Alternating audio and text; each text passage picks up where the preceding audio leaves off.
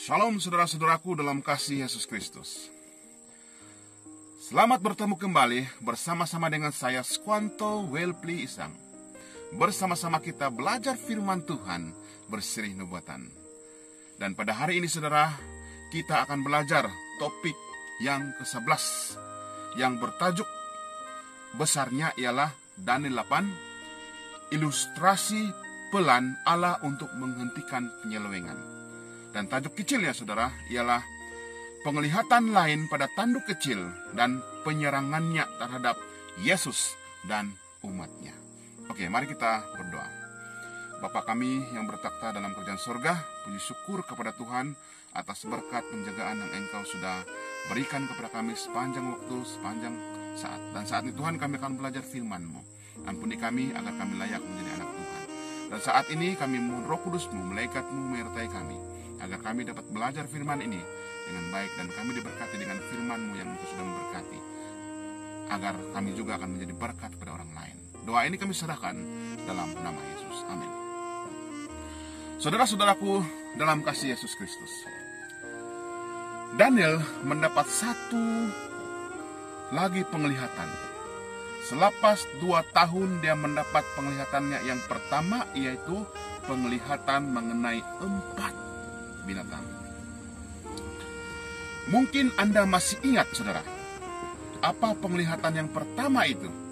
Dalam penglihatan itu, harimau bintang berkepala 4 melambangkan kerajaan Gersia, dan naga itu melambangkan kerajaan Roma. Saudaraku dalam kasih Tuhan, dalam penglihatan yang kedua yang berlaku tidak lama sebelum kejatuhan Babylon, Daniel sekali lagi melihat kerajaan-kerajaan di dunia. Tetapi kali ini mereka diwakili oleh binatang-binatang yang digunakan dalam upacara kudus Ibrani.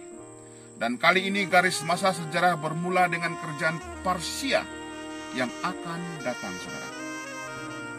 Saudaraku dalam kasih Tuhan Yesus Kristus, nubuatan yang menakjubkan ini bermula apabila Daniel berdiri di tepi sungai Parsi sambil melihat ke langit untuk melihat penglihatannya.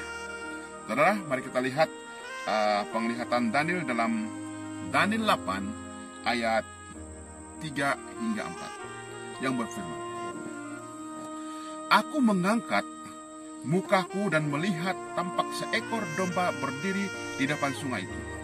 Tanduknya 2 dan kedua tanduk itu tinggi, tetapi yang satu lebih tinggi daripada yang lain, dan yang lain itu tumbuh terakhir.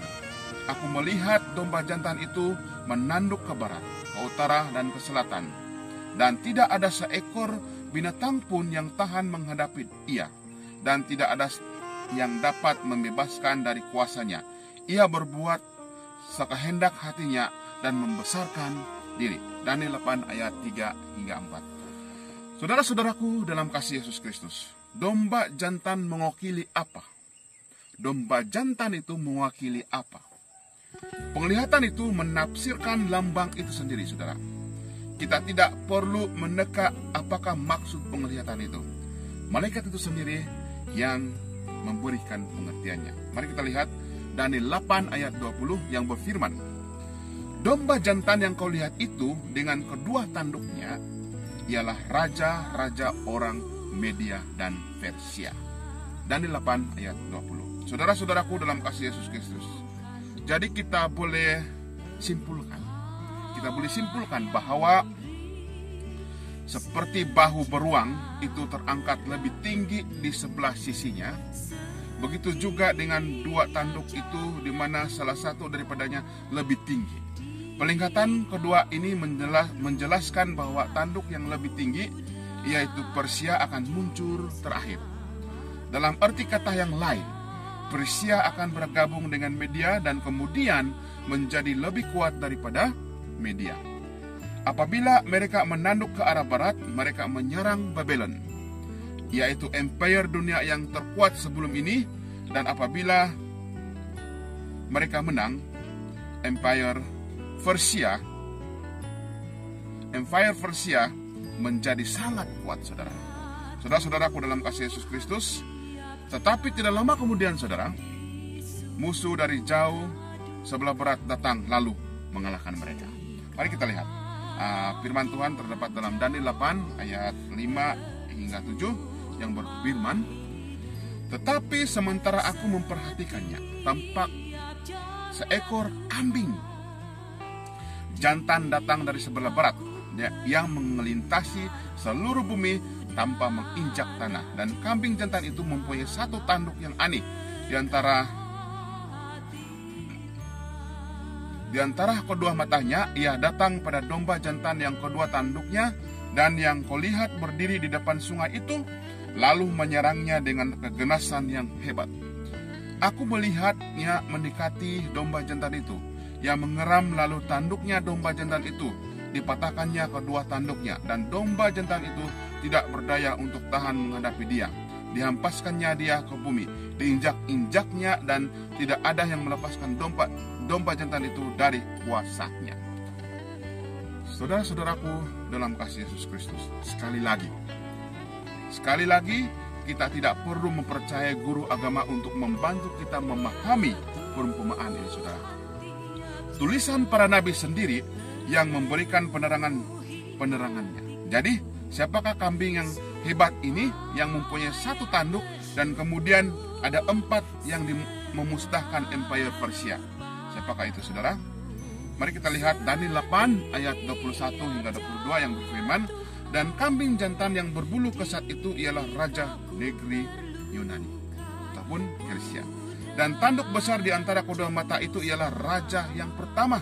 Dan kemudiannya tanduk itu patah, dan pada tempatnya itu muncul 4 tanduk, berarti 4 kerajaan akan muncul dari bangsa itu, tetapi tidak sekuat yang terdahulu."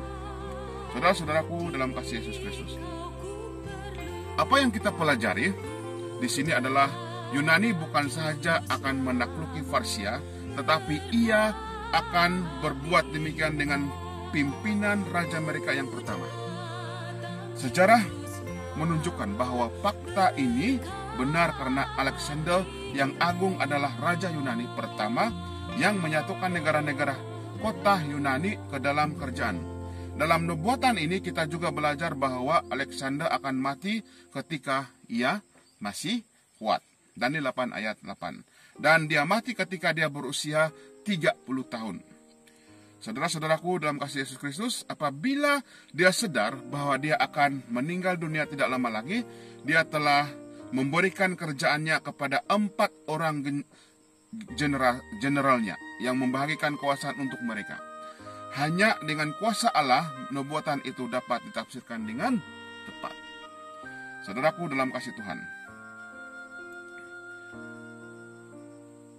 tanduk kecil yang mewakili Roma itu, saudara, muncul kembali dalam bab ini juga. Ia digambarkan sebagai kerajaan yang telah mengambil ahli selatan, Afrika Utara dan Timur, yaitu Turki, dan tanah yang mulia, yaitu Palestina. Kemudian selepas menakluki begitu ramai orang, Roma berubah menjadi kepausan dalam masa kira-kira 200 tahun. Dalam kedua-dua bentuknya, pagan dan paus, Roma menganiayai umat Tuhan dan membunuh beberapa utusan Allah seperti para rasul, saudara. Saudaraku dalam kasih Tuhan, mari kita lihat Daniel 8 ayat 10 yang berfirman, "Tanduk itu membesar sampai ke belah tentara langit, dan ia menjatuhkan sebagian dari belah tentara itu dan binatang-binatang ke bumi, lalu ia menginjak-injaknya." Daniel 8 ayat 10. Saudaraku dalam kasih Tuhan, tetapi apa yang mengecewakan, saudara? Apa yang mengecewakan surga adalah apabila kepausan berpura-pura dan mengaku bahwa mereka mempunyai kuasa dari Tuhan.